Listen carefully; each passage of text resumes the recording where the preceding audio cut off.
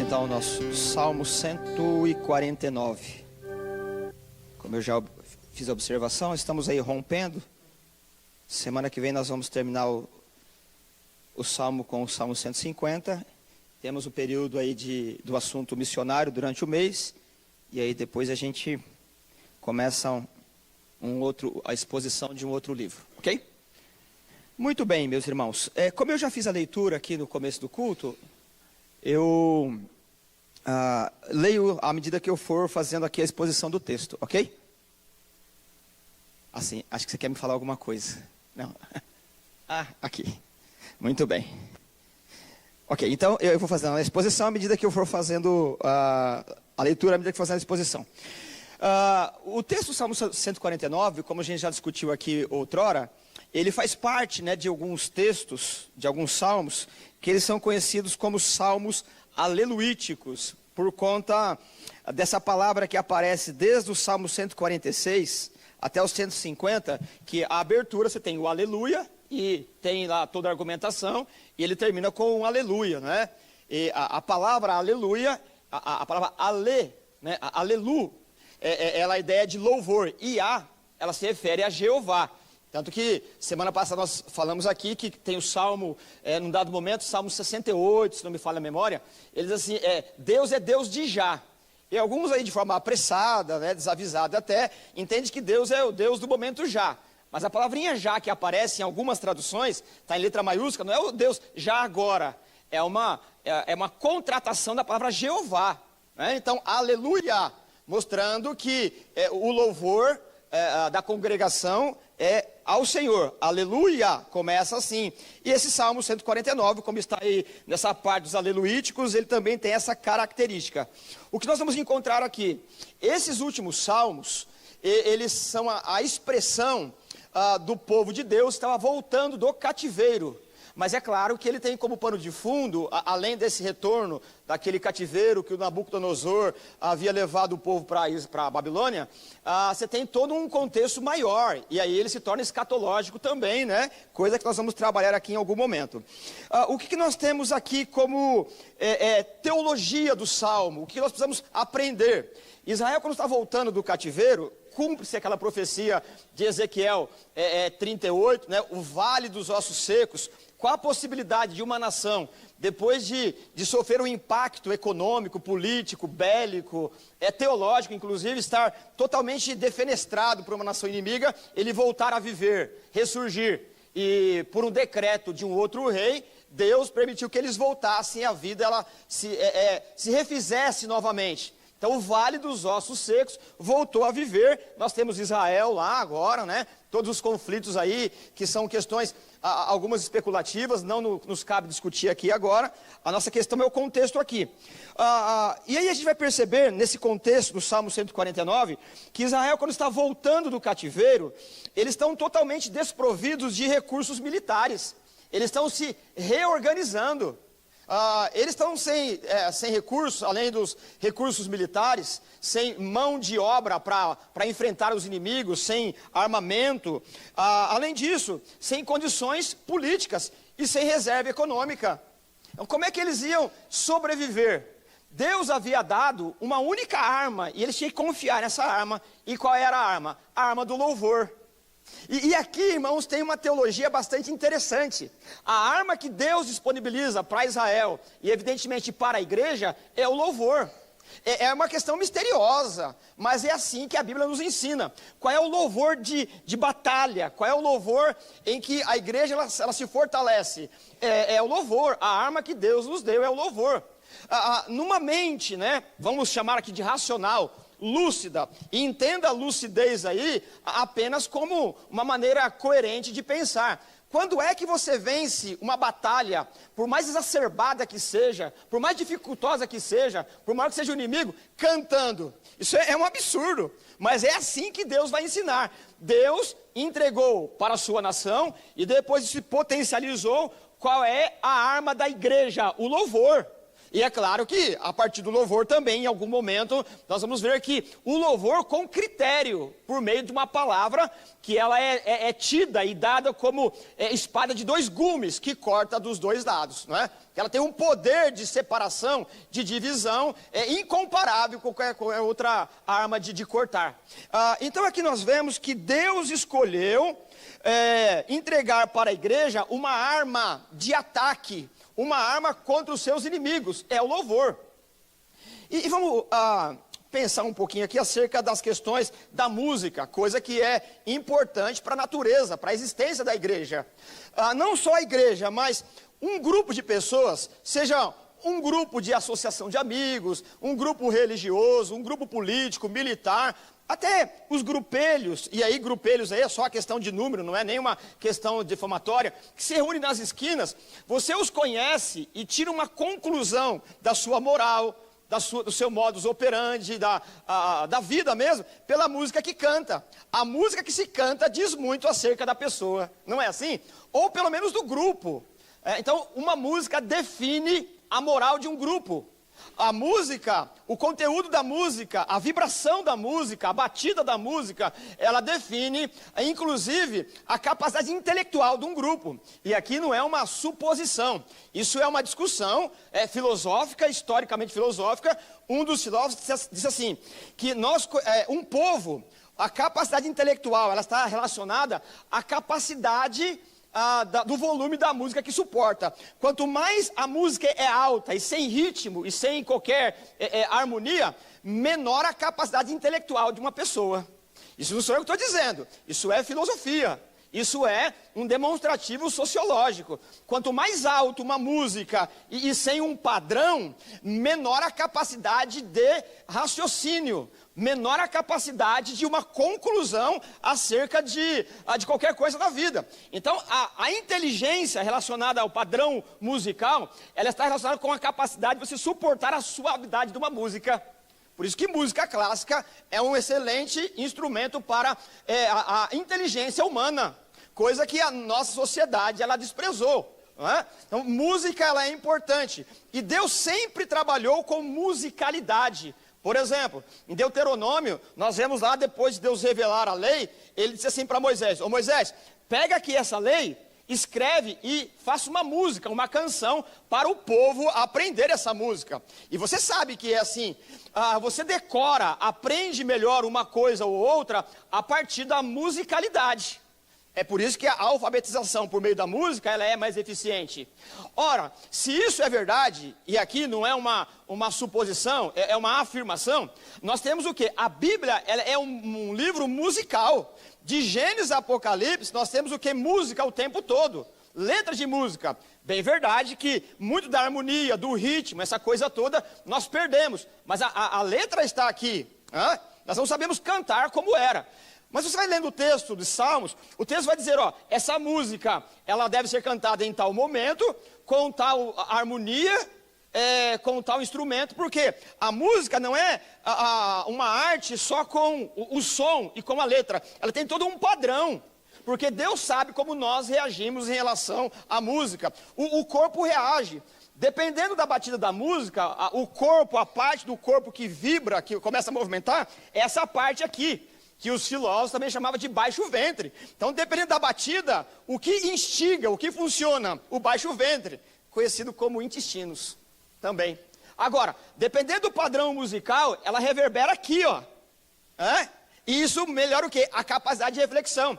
Então você percebe que a música, ela não é apenas um passatempo. Além dela dizer sobre a moral de um povo, ela também melhora a capacidade, o repertório de raciocínio e coisas dessa natureza. Então, música é uma questão fundamental, de fundamental importância. Quando a gente chega em Apocalipse, a música está espalhada com as duas mãos por todo lado. Então, a nossa música é séria, é de seriedade, questão de seriedade.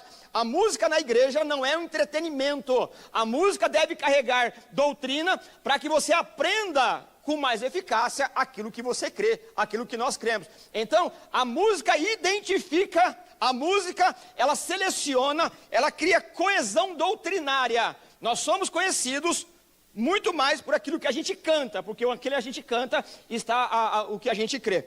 E aqui a gente tem essa questão da música também, ou seja, o louvor, ele tem essa função didática de nos lembrar a nossa inadequação de resolver os problemas. E por quê? Lembra que eu disse aqui como contexto teológico que Deus escolheu entregar para o seu povo, e evidentemente para a igreja, o louvor como arma. Ora, se nós temos a arma como louvor para as nossas dificuldades e demandas da vida, ela tira de nós toda a capacidade de um heroísmo particular, de uma capacidade, de uma competência humana. Como é que nós vencemos tristezas, dores, lutas por meio do louvor? Deus entregou uma arma poderosíssima, que é o louvor. Portanto, nós precisamos louvar ao Senhor, precisamos criar esse entusiasmo ao louvar ao Senhor, que além de ser didático, ela demonstra que nós não temos recursos humanos para vencer as demandas da vida. Além do mais, a música ela tem o efeito de nos fazer lembrar dos grandes feitos do Senhor. Lembra o contexto bíblico? A cada circunstância de intervenção de Deus na história, eles compunham uma música. Passou o Mar Vermelho, vamos fazer uma música dessa história aqui. Tem um evento importante, nós temos o quê? Eles compõem uma música. É por isso que nós cantamos acerca da cruz, acerca da graça, acerca da volta de Jesus. Por quê? Para que nós tenhamos isso como base doutrinária. A música, ela não é um passatempo, também não é apenas um torpor emocional. Não, embora nós nos emocionemos também. A música ela tem a capacidade de nos alegrar, de nos fazer refletir dos grandes feitos do Senhor por nós. É a arma que Deus nos deu. O maior poder do universo, ele está dado por Deus para a igreja por meio do louvor. É por isso que as igrejas mais históricas, e mais históricas aqui, eu quero dizer não por denominação ou por grupo, mas as igrejas do passado, elas tinham os seus cantores, as suas harpas, os seus hinários, porque aquilo era tinha a ideia de doutrina, de lembrar do que nós cremos. À medida que o tempo foi passando, nós fomos abandonando, coisa que precisamos restaurar de novo, precisamos trazer de volta, cantar em relação à nossa fé. A igreja precisa saber o que é que ela crê. Você não pode cantar qualquer coisa, não. Você canta sabendo que aquilo está relacionado com sua fé. O louvor é uma questão séria para a igreja. Deus, na sua soberania, resolveu conceder poder para a igreja por meio do louvor. Por exemplo, nós temos um relato bastante conhecido, lá em 2 Crônicas, e eu passo a ler com os irmãos, capítulo 20, apenas 2 ou 3 versos, no verso 21. 2 Crônicas, capítulo 20, verso 21 ao 24. Numa demanda de guerra, a possibilidade de vitória era nula. O que Deus orienta ao chefe da batalha, ao sacerdote, para que cantem? Então o texto está registrado assim, 2 Crônicas 20, 21. Depois de consultar o povo, Josafá nomeou alguns homens para cantarem ao Senhor e o louvarem pelo esplendor de sua santidade, indo à frente do exército cantando. Percebe? Tem o exército e na frente tem o coral, eles iam cantando. Aqui está o conteúdo da música. Deem graças ao Senhor, pois o seu amor dura para sempre. Quando começaram a cantar e a entoar louvores, o Senhor preparou uma emboscada contra os homens de Amon, de Moabe e dos montes de Seir que estavam invadindo o Judá. E eles foram derrotados. Os amonitas e os moabitas atacaram os dos montes de Seir para destruí-los e aniquilá-los. Depois de massacrarem os homens de Seir, destruíram-se uns aos outros. Quando os homens de Judá foram para o lugar de onde se avista o deserto e olharam para o imenso exército, viram somente cadáveres no chão. Ninguém havia escapado. Qual a possibilidade de vencer um exército por meio do louvor? Olha só, né? A ironia, para não dizer, né, a incoerência ou coisa parecida. Imagine você tem um adversário poderosíssimo do outro lado e uma pessoa sensata está pensando qual é a rota de fuga, né? Para onde eu vou fugir aqui? Não tem condições de vencer. Aí você começa a cantar. Você vai brigar ou vai cantar, né? Você vai enfrentar, ou corre ou luta. Não, canta. Então você percebe que do ponto de vista humano, isso aqui é completamente falta de lógica. Não tem lógica. Mas Deus disse para cantar, que no meio do poder do louvor, faria com que eles vencessem o exército. E você sabe que é assim. No momento de angústia, você tem a sua canção predileta. No meio de uma crise financeira, no meio de uma barbeiragem pessoal, no nível intelectual, econômico, ou qualquer outra demanda que eu e você erramos, a gente começa a louvar. E as pessoas que estão ao redor e conhecem o contexto, assim, endoidou de vez. É porque é o poder da arma que Deus nos deu. Ela traz coragem, ela traz firmeza e doutrina, e uma disposição que ela é além dessa terra, que ela é uma demanda que Deus escolheu para nos abençoar. Portanto, o louvor é uma arma que nos fortalece e nos ajuda a vencer. É assim que a Bíblia ensina. Dito essas questões aqui, o Salmo 149, ele é uma poesia curta de 9 versículos, como já observamos aí, ele começa e termina com o aleluia. Do verso 1 ao verso 5, nós temos um júbilo de alegria. Você tem ali, né? Alegre-se no Senhor, louve ao Senhor. E do verso 6 ao verso 9, uma outra estrofe, que ele muda o tom de voz, que é uma imprecação. O que é uma imprecação? É um pedido para Deus que ele julgue a demanda. Então, se nós tivéssemos que ler, né, o texto novamente, como é que nós leríamos aqui? Do verso 1 ao verso 5, nós leríamos naquele tom de júbilo, de alegria, mais ou menos assim: aleluia, cantem ao Senhor uma nova canção. Essa é a característica do primeiro estrofe até o verso 5. E você vai perceber que a partir do verso 6, ele muda completamente a ênfase. E é claro que a ênfase mudando, ele muda também a tonalidade, os instrumentos e coisas dessa natureza. Então nós leríamos mais ou menos assim, verso 6.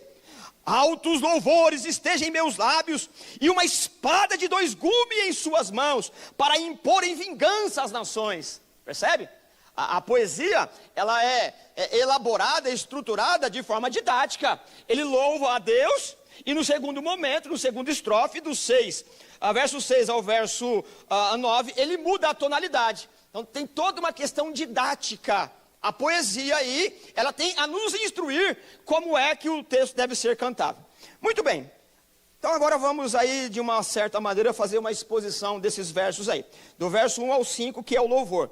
A primeira expressão que você encontra aí, evidentemente depois do aleluia, é uma expressão muito comum, corriqueira, que ela aparece no texto bíblico frequentemente, até Apocalipse. Qual é a expressão? Aleluia, aí sim, cantem ao Senhor uma nova canção, ou, dependendo da tua tradução, um novo cântico. Essa expressão, ela vai aparecendo na Bíblia a todo momento. E ela tem aquela ideia didática daquilo que eu já comentei. Toda vez que existe um evento importante de livramento, de uma intervenção importante de Deus na história, eles compunham uma nova canção para que eles não esquecessem daquilo que Deus fez.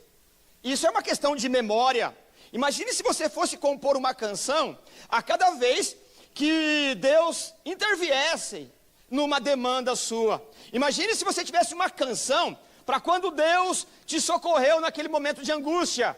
Imagine se você tivesse feito uma canção para cantar em memória daquele momento em que Deus te curou, providenciou o pão, interveio na família. Eu acredito que o seu inário particular já estaria bem desenvolvido. Você teria vários louvores. Então a ideia de nova canção, ela remete que a cada grande feito do Senhor, aqui a nível nacional, é necessário registrar para que nós não percamos de vista aquilo que o Senhor tem feito por nós, por conta da nossa capacidade de esquecer aquilo que é bom. Tudo que é bom, tudo que é proveitoso, tudo que nos traz alegria, tem um prazo de validade muito curto. Agora, a tristeza, ela se estende, não é assim? A festa de júbilo, ela dura 1, 2, 3 dias.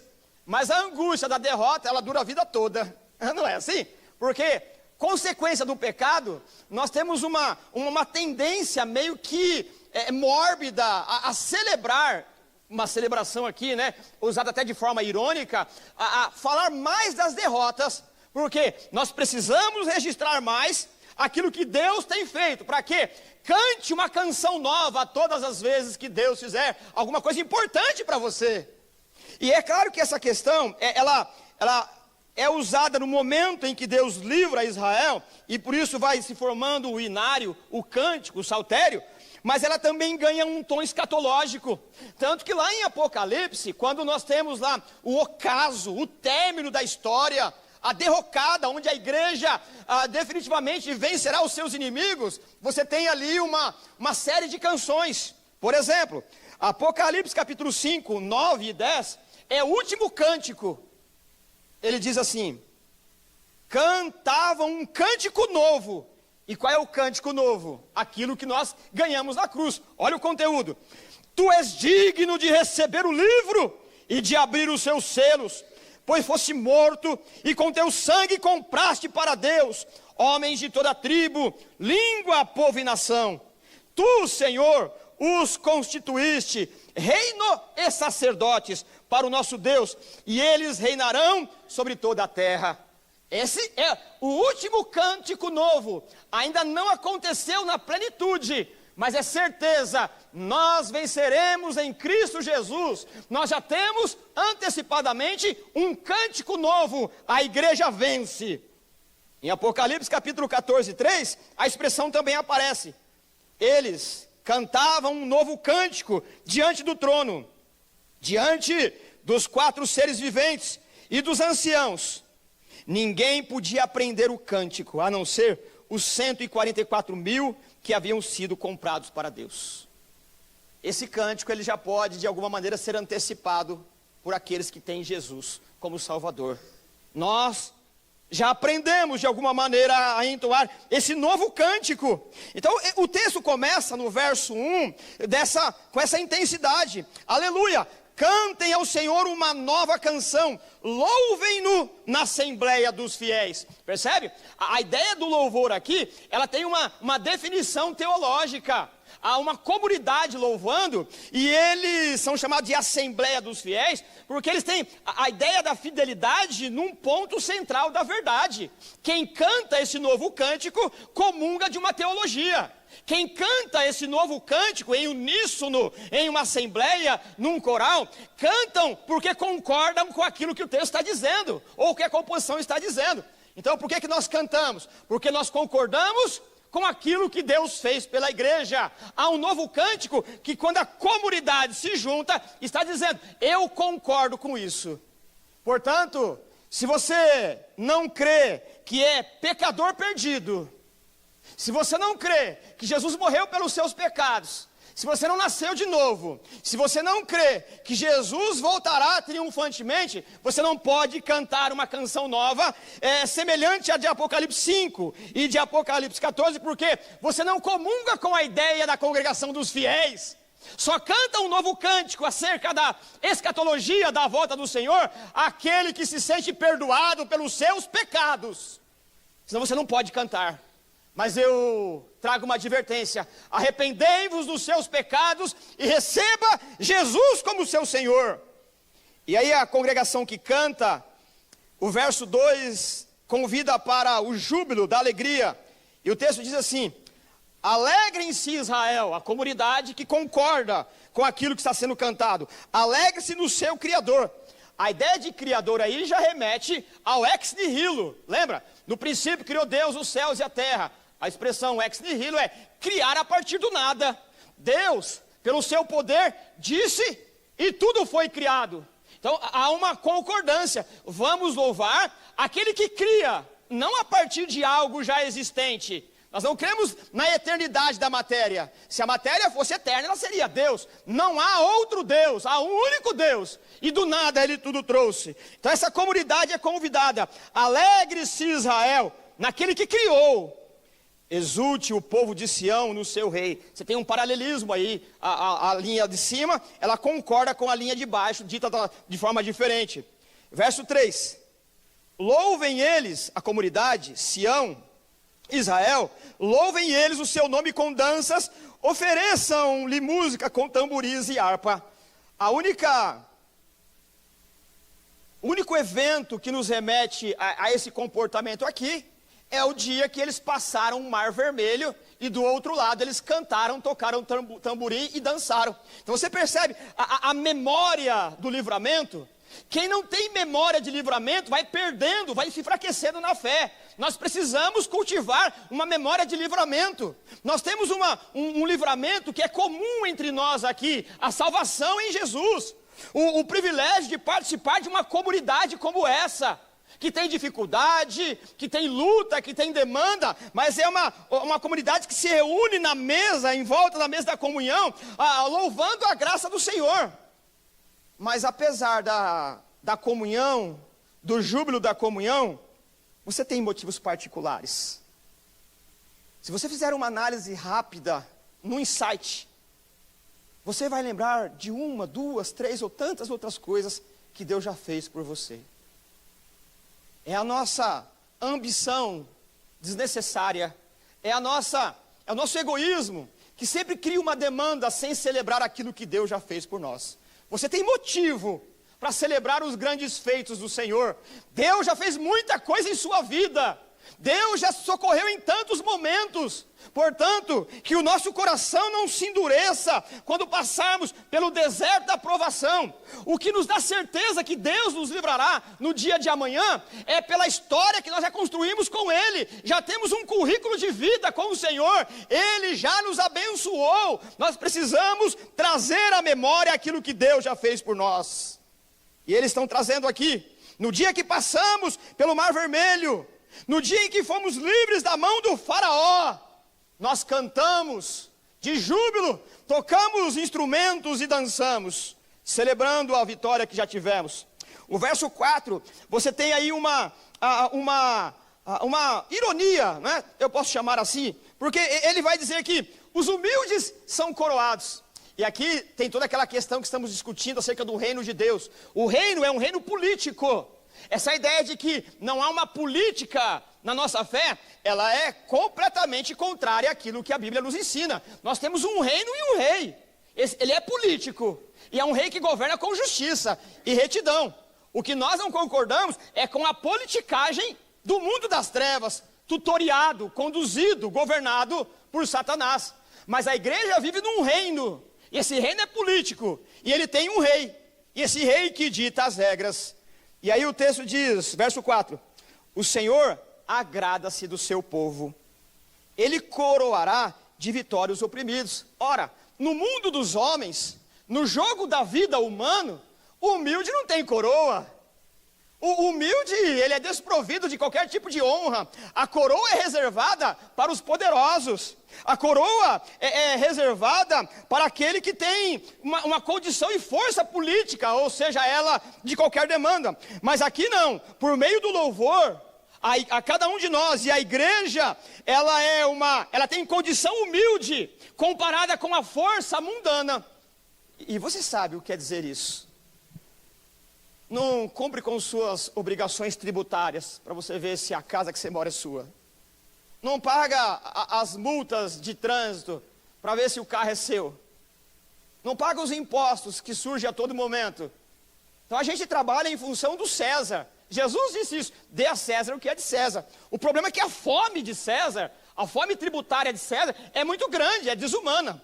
E em algum momento aqui eu discuti isso com os irmãos, a palavra juros, inclusive, ela vem de uma raiz, de uma língua antiga, ela tem a ideia de uma serpente que inocula veneno, ou a ideia de um animal que come a sua presa viva, mas não come pelos órgãos vitais ou pela cabeça, ela come pelos pés. E daí então vem os juros, a ideia de sofrimento. E não é assim.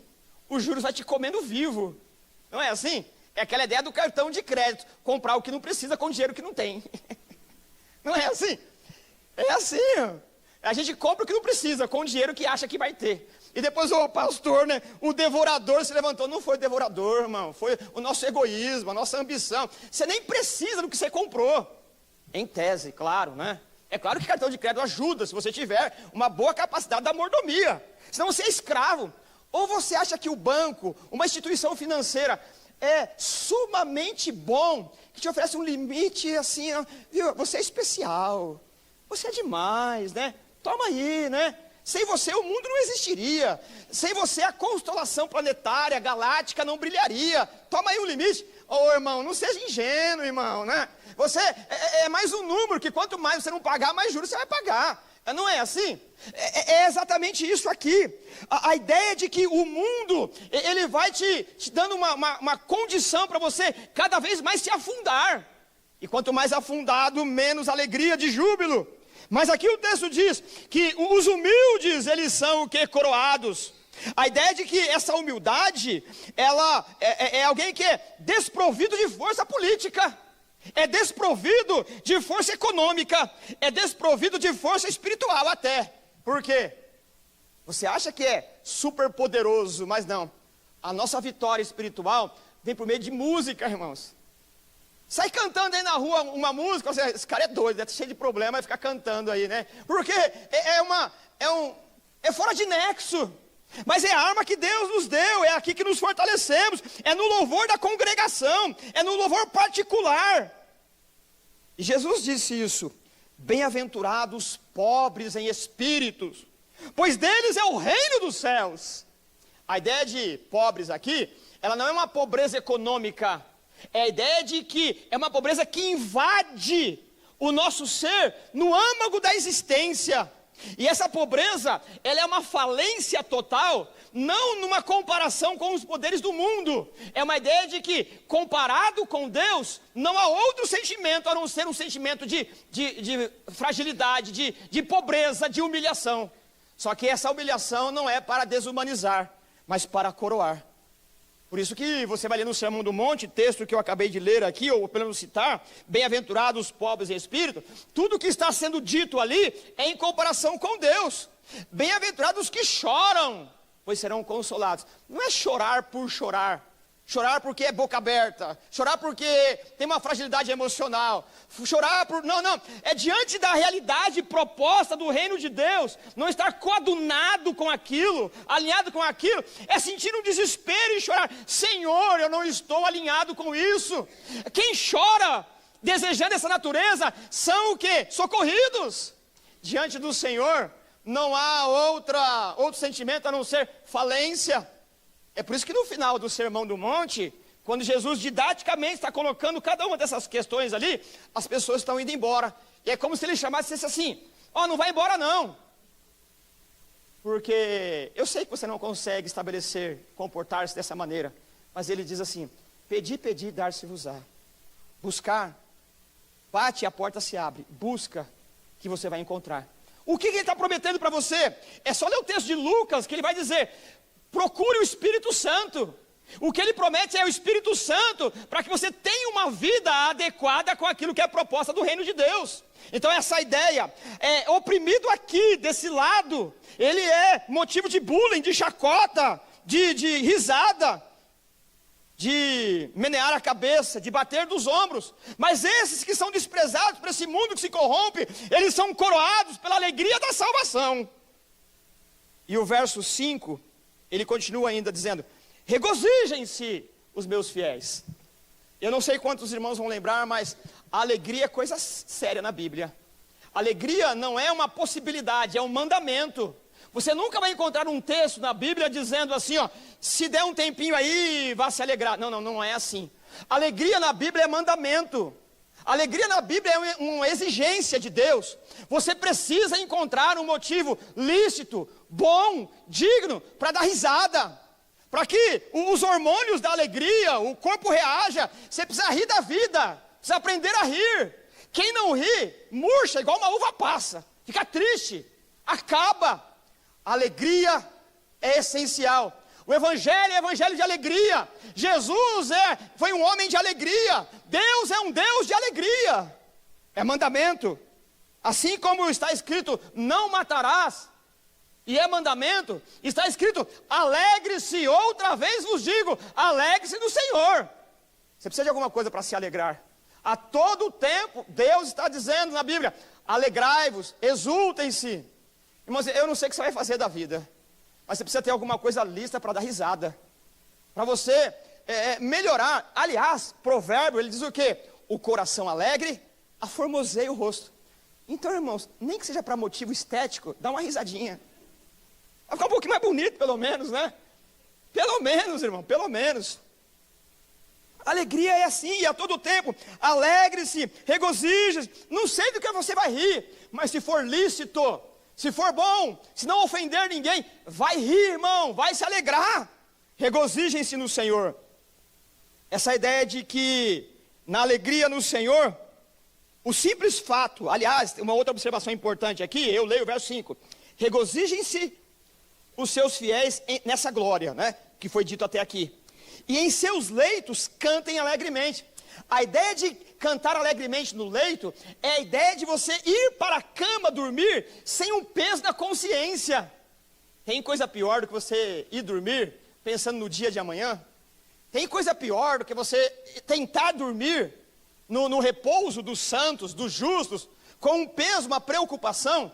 A ideia do texto é que Deus já livrou do inimigo, então vai dormir, descansa. O período de dormir é um período para você descansar. Não é para colocar a cabeça no travesseiro e ficar pensando no dia de amanhã. Basta cada dia o seu mal. E Deus nos convoca a dormir com alegria. É o que o texto está aqui. Ou descansar alegremente e poder descansar. É o sono dos justos. É o que o texto diz. Regozijem os seus fiéis nessa glória. E em seus leitos cantem alegremente. É claro que cantar alegremente no leito é uma poesia, é uma figura. Imagina, você vai dormir, está o seu cônjuge lá, você vai começar a cantar, não, você vai despertar a ira, né, irmão?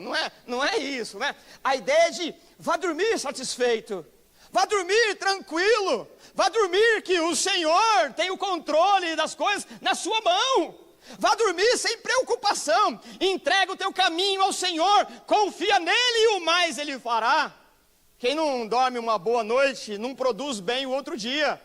Quem não dorme bem uma noite, não tem uma noite de descanso, é irritadiço.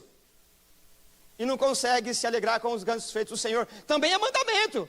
Dorme bem, vai dormir, é para dormir. Se você ficar acordado por preocupação, você não vai pagar as contas. Não vai acontecer nada. A única coisa é piorar o problema. Então o texto diz, em seu leito, cante alegremente, desfrute do descanso. Aproveite.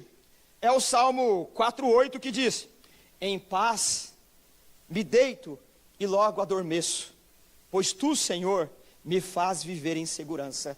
O Davi, quando escreve o Salmo 4, ele está fugindo ou do próprio Saul ou do seu filho Absalão. Imagine alguém nos seus calcanhares, querendo a sua vida, mas na hora de dormir fala, sabe o que é? Eu vou dormir. Amanhã a gente resolve esse negócio aqui. É isso, eu deito em paz. Meu inimigo está quase me alcançando, mas não tem problema, agora eu vou dormir. Não tem problema nenhum. É isso, né? É um mandamento bíblico. Bom, depois desse júbilo todo aqui, o salmo muda. E aí tem uma questão um pouco mais difícil para alguns de compreenderem. Você tem essa questão da imprecação, de Deus corrigir o ímpio. E aí o texto começa assim, verso 6. Altos louvores estejam em seus lábios, e uma espada de 2 gumes em suas mãos. Aqui você percebe que agora o texto ele tem um tom, ele deixa o júbilo de lado, e ele tem um pedido de justiça. Ele tem um pedido para que Deus se levante, para que os inimigos sejam julgados. Nesse caso aqui, a arma que Deus está usando o salmista aqui, é uma arma de ataque aos inimigos. A ideia de espada de 2 gumes e do louvor é a mesma coisa. A ideia de reforçar é por meio do louvor. O louvor é uma espada de 2 gumes. E você deve imaginar comigo que na época essa tecnologia de espada de 2 gumes seria uma coisa fenomenal. Hoje está num outro ambiente tecnológico, mas a Bíblia usa essa ideia de que é a palavra do Senhor que ela corta a ponto de dividir aquilo que intelectualmente não se pode dividir, alma e espírito, né? Ou melhor, né? É a parte material e imaterial, para eu não cair em nenhum erro teológico aqui que discutimos outrora. Então no capítulo 4 de Hebreus está escrito assim: a palavra de Deus, ela é viva e eficaz. Ela é mais afiada que qualquer espada de 2 gumes. Ela penetra ao ponto de dividir alma e espírito. Alma e espírito aqui não são duas coisas, é uma coisa só. Portanto, é alma e espírito, vírgula, Aí ele coloca outra coisa, juntas e medulas, percebe? É o material do imaterial. A ideia é que a palavra de Deus, ela entra no âmago da existência humana. Para quê? Para julgar pensamento e julgar intenções. E aqui, como diria aí, né, algum poeta desavisado, é o pulo do gato. E por quê? Porque ele vai falar aqui acerca da justiça de Deus. E essa justiça de Deus, ela não é de acordo com o senso humano. Porque nós temos um cabedal de justiça que parece ser irrepreensível. E você tem o seu senso de justiça. E no seu senso de justiça, o tribunal estabelecido é o seu. E você não admite que um erro de curso, de percurso, porque se você estabelece o que é justo, logo eu estarei do lado da justiça. Então o texto vai dizer para nós que Deus, ele julga as intenções e o pensamento. Ele vai demonstrar que a coerência da justiça, o padrão da justiça, não é aquilo que você estabelece como justiça. A justiça, ela parte de Deus. Não foi aquilo que nós discutimos no Salmo 139? Tu me sondas e me conheces. Tu sabes quando me assento e me levanto. A gente lembra desse salmo que o salmista, ele começa meio que elogiando Deus por um interesse. Ele vai para a guerra e sabe que Deus sabe se o motivo é justo. E aí ele diz assim, sabe o que é, Senhor? Se esse caminho é mau, me guia para o caminho reto. E nós somos assim, nós achamos que o nosso senso de justiça, ele é adequado, e aliás, nós criamos e atribuímos a Deus, é o contrário, é Deus que estabelece o que é justiça e nos manda a exercê-la. E aí então, irmãos, nós estamos aqui num problema muito grande, porque se é uma faca de dois gumes, uma espada de dois gumes, ele sonda as nossas intenções. Ele sabe de fato as nossas demandas. Por isso que essa imprecação, para que Deus julgue o inimigo, não é uma decisão minha e sua. É Deus que estabelece quem é o inimigo da igreja. É Deus que sabe de fato e de verdade, sem a menor possibilidade de erro, aqueles que estão inclinados à maldade. Nós não sabemos. Uma pessoa que conversa bem, que tergiversa bem, uma pessoa que argumenta bem, que tem a capacidade retórica, nos ilude. Tanto que você vota em quem vota e depois se arrepende de votar em quem votou. Não é assim? Porque nós somos iludidos. A gente não tem discernimento. E a vida é assim. Em todas as demandas. Você não tem capacidade de discernir tudo. Por isso que o padrão da justiça é de Deus. A vingança, que nós vamos ler aqui no verso 7, porque que Deus tem é para louvar, e o texto diz assim, verso 6, altos louvores estejam em meus lábios, e uma espada de dois gumes em minhas mãos. Para quê? Para imporem vingança às nações. Aí sim, hein, Deus? Agora essa gente vai ver. Não, a gente não pensa assim? Quem é você? Para falar assim com o ungido de Deus. Fala assim? Essa turma aí meio, eu não vou falar louco, porque Jesus diz, a ninguém chamei de louco. Mas tem uma gente aí meio esquisita, né? Porque acha que, porque ele tem uma postura religiosa, sacerdotal, ele acha que é intocável. Não é assim, irmãos. Não é o costume que faz o monge, já não tinha o ditado? Não é assim? Não é colocar uma roupa que se tornou aquilo ou aquilo outro. Não é assim. É o ditado romano, né? A mulher de César, ela não tem que ser só justa, ela tem que parecer ser, não é? Então não é essa questão de que nós criamos um padrão e uma envergadura popular, ou um aplauso popular, não. Deus enxerga, e aí então ele diz assim, para que essa espada de dois gumes? Para imporem vingança às nações e trazerem castigo aos povos. Ele continua dizendo o motivo, a finalidade ainda, verso 8, para prenderem os seus reis com grilhões, e os seus nobres com algemas de ferro, para executarem a sentença escrita contra eles. E a última frase eu deixo para o final aqui, vamos de forma bem ligeira entender essa questão. Então, a vingança que nós temos aqui, ela tem uma finalidade, só que não é uma finalidade estabelecida por você, é Deus que define, porque é só Ele que sabe escrutinar, só Ele que sabe entender os pensamentos, só Ele que sabe discernir. E aí, nós temos alguns exemplos aqui. Por exemplo, o texto está dizendo para nós que essa espada de dois gumes, essa vingança santa, ela é para prender os reis. E lá no capítulo 3 de Isaías, nós temos um relato bastante interessante. Deus que discerne os pensamentos, as intenções, ele está acusando os governadores de Israel acerca de subtração, acerca de usurpação, de apropriação indébita. É mais ou menos assim: você paga o seu imposto e ao invés de ele retornar para a sociedade como benefício na educação, na saúde, na infraestrutura, os nossos nobres parlamentares, eles usam para outra coisa. E lá no texto de Isaías, ele está dizendo literalmente isso. Olha o que o texto vai dizer para nós no capítulo 3 de Isaías, contra os maus governantes. Então, o juízo, a vingança contra as nações é para os maus governantes. O texto diz, Isaías 3,13, o Senhor toma o seu lugar no tribunal. Percebe?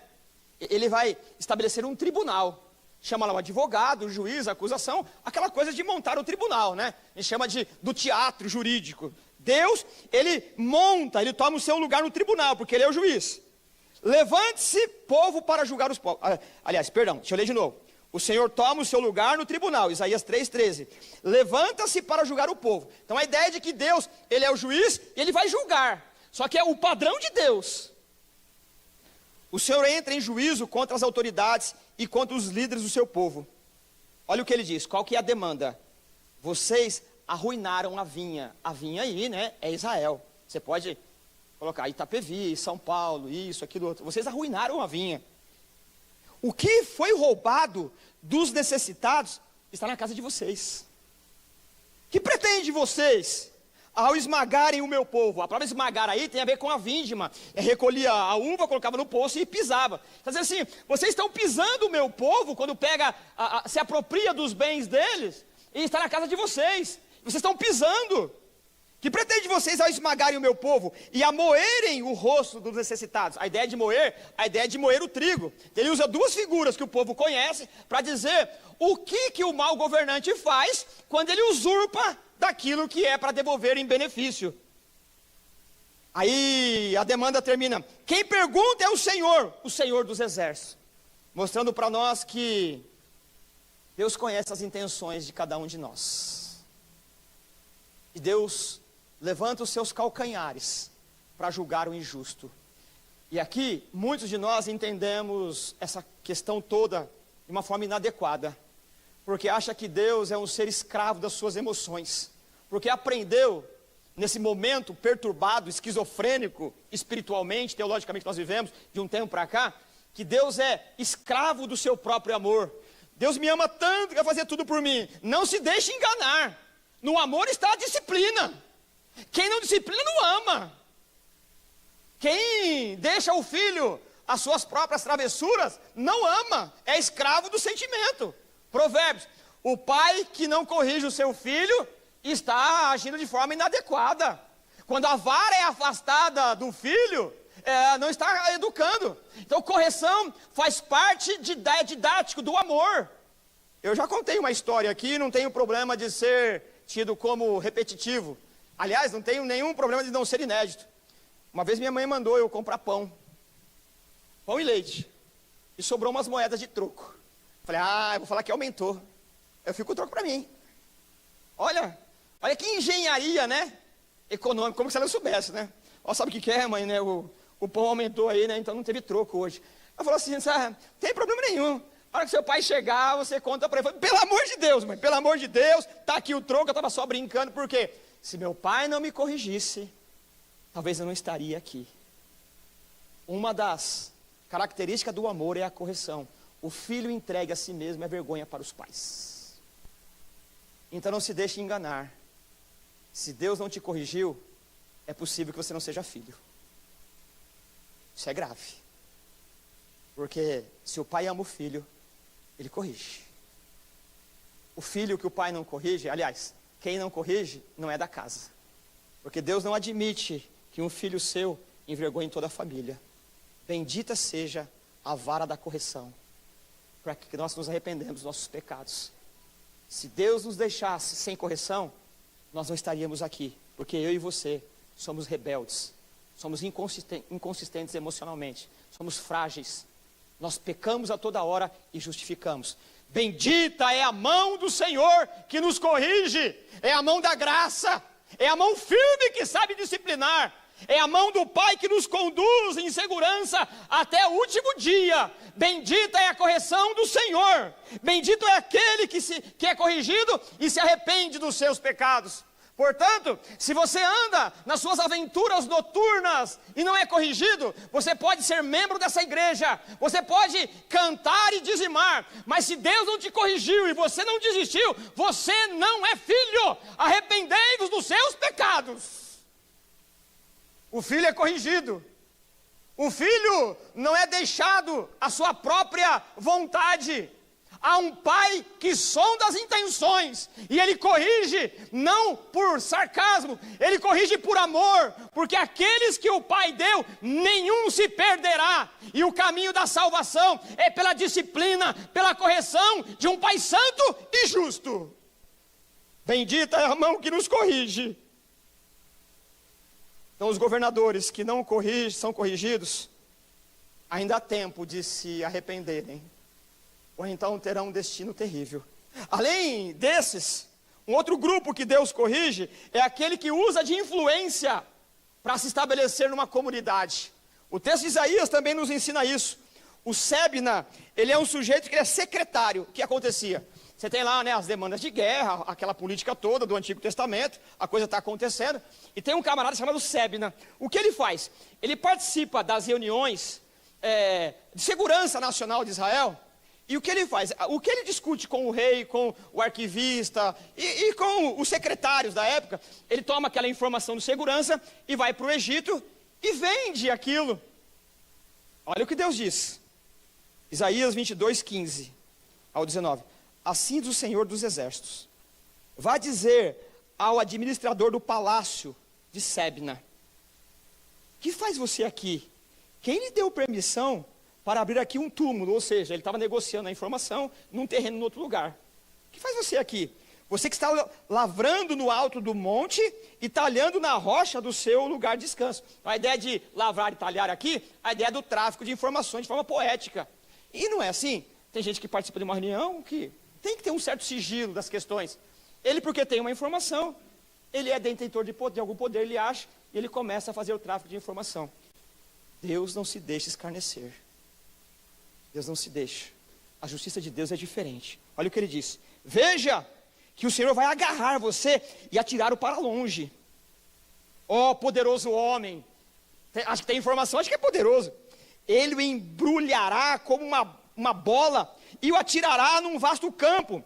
Lá você morrerá e os seus poderosos carros se tornarão a vergonha da casa do seu Senhor. Eu o demitirei das suas funções e o seu cargo será deposto. Portanto, irmãos, aqueles que são vingados pelo Senhor é aquele que usa de influência social em qualquer lugar para se estabelecer em detrimento do sofrimento do povo. E Deus que sabe discernir isso. Que Deus nos ajude a não usar as informações privilegiadas para denegrir, para atrapalhar o avanço, principalmente da igreja. Deus não se deixe escarnecer. Que Deus nos corrija para não perecer sem a graça do Senhor. E além do mais, a vingança também, ela é o quê? Para a glória do fiel. Olha o que o texto diz, e o texto que eu havia dito que eu leria por final. Olha só, verso 9. Ele vai dizendo: a vingança é para isso, para aquilo outro. 9. Para executarem a sentença escrita contra eles. Para que isso? Para a glória dos seus fiéis. Essa ideia de que Deus faz isso para a glória, é porque se Deus não se levantar para nos defender, nós estamos perdidos, irmãos. Perdidos e mal pagos, como se dizem por aí, né? Então quem é que levanta para defender? Qual é a nossa glória? A nossa glória não é que o nobre parlamentar, o nobre esse, ou o líder daquele outro, ou aquele fulano de tal, ele se levanta para defender. É claro que muita gente tem condições de fazer e fazem, mas essas pessoas não têm o domínio da contingência humana. A vingança do Senhor é para a nossa glória, porque se Deus não nos defender, nós somos vítimas dessa sociedade maligna. A sociedade que nos trata como apenas um número. A vida é como um moedor de carne. Vai só colocando aqui, vai saindo moído lá. E você sabe o que quer dizer isso. Você sabe que é assim. A vingança do Senhor é a nossa glória. Nós somos honrados, porque temos um Deus justo. Que somos pecadores, mas nosso pecado foi pago na cruz. E Deus julga. E Deus não se deixa escarnecer. É por isso que o próprio Isaías, no capítulo 11, ele está dito assim: um ramo surgirá do tronco de Jessé, e das suas raízes brotará um renovo. O Espírito do Senhor repousará sobre ele, o Espírito que dá sabedoria e entendimento, o Espírito que traz conselho e poder, o Espírito que dá conhecimento e temor do Senhor. E ele se inspirará no temor do Senhor, não julgará pela aparência, nem decidirá com base do que ouviu, mas com retidão julgará os necessitados, com justiça tomará decisões em favor dos pobres, com suas palavras, como se fosse um cajado, ferirá a terra, com o sopro da sua boca matará os ímpios. A retidão será a faixa do seu peito, e a fidelidade o seu cinturão. Naquele dia, o lobo viverá com o cordeiro, o leopardo se deitará com o bode, o bezerro e o leão e o novilho gordo pastarão juntos, e uma criança os guiará. A vaca se alimentará com o urso, seus filhotes se deitarão juntos, e o leão comerá palha com o boi. A criancinha brincará perto do esconderijo da serpente, da cobra. A criança colocará a mão no ninho da víbora. Ninguém fará mal nenhum, nem destruirá coisa alguma, nem em todo o meu santo monte, pois a terra se encherá do conhecimento do Senhor, como as águas cobrem o mar. Sabe o que é isso aqui, irmãos? Quando Jesus voltar, o paraíso perdido será recuperado. Quando Jesus voltar, o paraíso que Adão entregou a Satanás será recuperado pelo príncipe da vida. Nesse lugar, a ordem tomará lugar do caos. Nesse lugar, nesse momento da volta de Jesus, nós estaremos de volta para o paraíso, que é o que está descrito aqui. A serpente não inocula veneno, não tem mau governante, não tem inveja, não tem. É a originalidade da criação. Por isso que nós cantamos também: ora vem, Senhor Jesus. Maranata, Maranata, Maranata, ora vem, Senhor Jesus. Deus é o autor da vingança, e isso é um justo juízo. E Deus não coloca para debaixo do tapete o pecado. Há duas maneiras de nós pagarmos pelo nosso pecado. Uma delas é receber Jesus, que pagou o nosso pecado. A outra é estar de eternidade a eternidade pagando os seus próprios pecados. Pagando é uma forma de expressão. Estará sendo culpado pelos seus pecados no tormento. Portanto, arrependei-vos e crede no Senhor enquanto é tempo, para que você receba como herança esse lugar, como diz uma poesia da harpa cristã, o lugar de Beulá, o lugar de delícias eternas. Quão glorioso cristão é pensares no lugar que não tem igual, onde os muros são de puro jaspe. E assim ele vai discorrendo, mostrando que ali só há delícias. A vingança do Senhor, ela não é uma crueldade, ela faz parte do caráter do Senhor. Eu e você, que não temos a justa medida, mas Deus não. Uma das características de Deus é a justiça. Deus é justo. Seria crueldade se Deus nos abandonasse à perversidade dos perversos. Há um momento em que o cálice da ira de Deus se enche, e ele bate as mãos dizendo: chega, acabou. Nesse momento ele intervém com vingança santa. E há um momento marcado no calendário da eternidade, em que Jesus visitará esse nosso mundo caído e nos dará um mundo perfeito. Deus é autor da vingança, isso é um justo juízo, não é crueldade. Seria crueldade se ele fosse omisso com os mandos e os demandos. O que é um desmando? É a quebra da violação, da ordem. O que é um desmando? É a infração desordenada. O que é um desmando? É a indisciplina, a desobediência, a imoderação, o excesso de maneira em proceder nos tratos. O que é um desmando? É exagero, é abuso. Um desmando é uma autoridade que diz o que quer na hora que quer e diz o contrário na hora que lhe beneficia. Deus não é assim. Deus disse uma coisa na eternidade, ela continua valendo, porque Deus não muda. Deus não quer uma coisa agora e quer outra depois. Deus quis uma coisa na eternidade e continua querendo. Ele quer que se arrependamos por meio de Jesus Cristo. Eu termino aqui fazendo uma ou duas considerações. O louvor, ele tem o poder inerente para realizar a vontade de Deus. Isso não tem explicação, é o que é. Deus escolheu que louvássemos o seu nome. No louvor, ele nos dá força, não empoderamento. No louvor, nos dá coragem. No louvor, nós encontramos disposição para continuar encarando com alegria as demandas da vida. É isso que nós lemos outra vez em Apocalipse capítulo 5, verso 11. O texto diz assim: olhei e ouvi a voz de muitos anjos, milhares de milhares, melhor, milhões de milhões. Eles, os anjos, rodeavam o trono, bem como os seres viventes e os anciãos, e entoavam em voz, cantavam. Olha eles cantando aqui: digno é o Cordeiro que foi morto de receber poder, riqueza, sabedoria, força, honra, glória e louvor.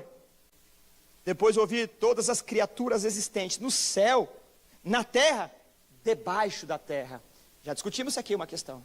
Até aqueles que forem condenados darão glória ao Senhor por estarem condenados, porque saberão que estão ali porque não receberam Jesus. Não é um cântico de alegria, mas é uma declaração pública dizendo: eu estou aqui porque meus pecados não foram pagos. Aqueles que estão debaixo da terra darão glória e louvor. O texto continua: depois ouvi todas as criaturas do céu, e aí é repetido, né? Na terra, debaixo da terra, no mar e sobre tudo que neles há, diziam: aquele que está sentado no trono, ao Cordeiro, seja o louvor, a honra, a glória, o poder para todos sempre. Os 4 seres viventes disseram: amém. Os anciãos prostraram-se e adoraram, dizendo: amém, amém, amém, amém. Meus irmãos, nós não temos um plano B.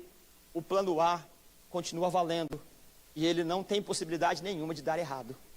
A igreja vence por meio do louvor, porque é no louvor que destaca a sua teologia, que crê no Senhor, no sacrifício do Senhor, e por fim nós triunfaremos.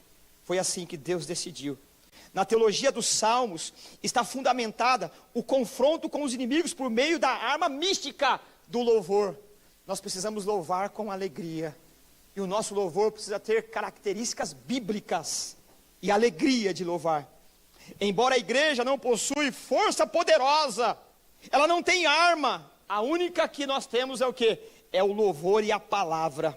E essas armas, como diz Paulo no capítulo 10, 2 Coríntios, verso 4, ele diz: as armas com as quais lutamos não são humanas, pelo contrário, são poderosas em Deus para destruir fortalezas. O mesmo Paulo em Efésios 6,12, ele diz: nossa luta não é contra pessoas, não é contra poderes e autoridades, contra os dominadores desse mundo de trevas, contra as forças espirituais do mal, mas sim, contra as forças espirituais do mal das regiões celestiais. Como? Louvando ao Senhor. O texto termina com o mesmo aleluia, e o aleluia é o eco do primeiro bloco de adoração, e no segundo bloco de poesia, o Senhor se vinga, e a sua vingança é justa, e ele diz: essa é a glória dos fiéis. Nós nos gloriamos na vingança do santo, nós nos alegramos na vingança do justo. Ele termina dizendo: aleluia, assim seja, louvado seja o Senhor. Vamos orar? Obrigado, Pai, pela tua graça e bondade.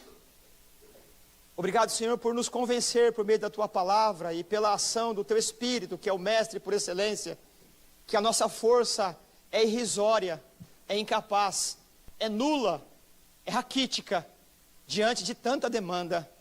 E aqui, Senhor, a demanda, nessa palavra de oração, é uma demanda geral, mas cada um de nós aqui temos, Senhor, os nossos monstros, os nossos inimigos particulares, que nos afligem, nos amedrontam, os nossos inimigos que nos tornam cada vez mais tristes, encabrunhados, Pai, num canto qualquer, roubando de nós a alegria de viver.